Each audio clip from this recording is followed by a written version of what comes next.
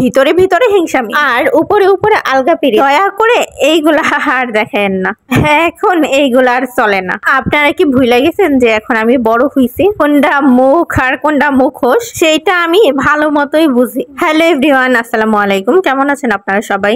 আজকে কি কি রান্না করলাম আপনাদের সাথে শেয়ার করব।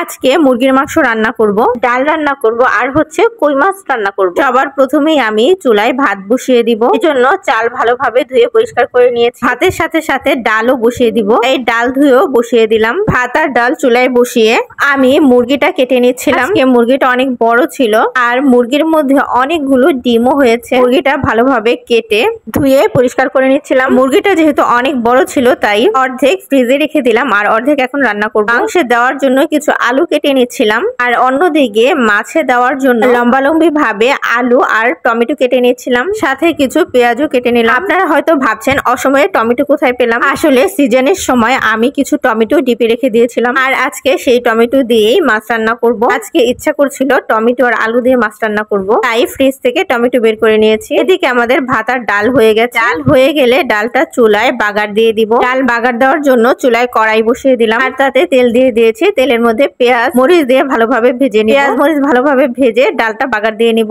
ডাল বাগার দেওয়া হয়ে গেলে চুলায় একটা পাতিল বসিয়ে দিব আর তার মধ্যে তেল দিয়ে দিব। তেলটা গরম হয়ে আসলে রাখা পেঁয়াজ গুলো দিয়ে দিব। পেঁয়াজটা যখন ব্রাউন হয়ে আসবে তখন তার মধ্যে সামান্য একটু পানি দিয়ে দিব। এখন তার মধ্যে হলুদের গুঁড়া, মরিচের গুঁড়া, স্বাদ মতো লবণ, আদা রসুন বাটা দিয়ে মশলাটা ভালোভাবে কষিয়ে নিতে হবে। সবশেষে দিয়ে দিলাম এলাচ, দারচিনি, দিয়ে দিলাম তেজপাতা। মশলাটা অনেকক্ষণ কষানোর পর মশলা থেকে যখন তেলটা আলাদা হয়ে যাবে তখন মাংসগুলো মশলার মধ্যে দিয়ে দিতে হবে। মাংসগুলো মশলার মধ্যে দিয়ে কিছুক্ষণ নাড়াচাড়া করতে হবে। তখন ভালোভাবে নাড়াচাড়া করে মাংসটা ঢেকে দিব। কিছুক্ষণ পর ঢাকনা তুলে নাড়াচাড়া করে তার মধ্যে কেটে রাখা আলুগুলো দিয়ে দিব। নাড়াচাড়া করে মাংসটা কষানো হয়ে গেলে মাংসের মধ্যে ঝোল দিয়ে দিব। একটু বেশি পরিমাণে ঝোল দিতে হবে কারণ আজকে আমি কক মুরগি রান্না করছি আর আপনারা সবাই জানেন কক মুরগি যেহেতু একটু শক্ত তাই একটু সময় নিয়ে রান্না করতে হয়। মুরগি রান্না হয়ে গেলে তরকারিটা চুলা থেকে নামিয়ে নিয়ে মাছ ভাজার জন্য চুলায় একটা কড়াই বসিয়ে দিব। কড়াইতে তেল দিয়ে দিব। তেলটা গরম হয়ে আসলে মাছগুলো দিয়ে দিব। মাছগুলো উল্টে পাল্টে ভালোভাবে ভেজে চুলায় অন্য আরেকটা কড়াই বসিয়ে দিব এবং তাতে তেল দিয়ে দিব। গরম হয়ে আসলে তার মধ্যে পেঁয়াজ দিয়ে দিব। পেঁয়াজটা কিছুক্ষণ ভেজে তার মধ্যে সামান্য পরিমাণ পানি দিয়ে দিব আর সাথে দিয়ে দিব মরিচের গুঁড়া, হলুদের গুঁড়া, স্বাদ মতো লবণ, আদা রসুন বাটা। সব রকম মশলা দেওয়া হয়ে গেলে মশলাটা কিছুক্ষণ কষিয়ে তার মধ্যে কেটে রাখা আলুগুলো দিয়ে দিব।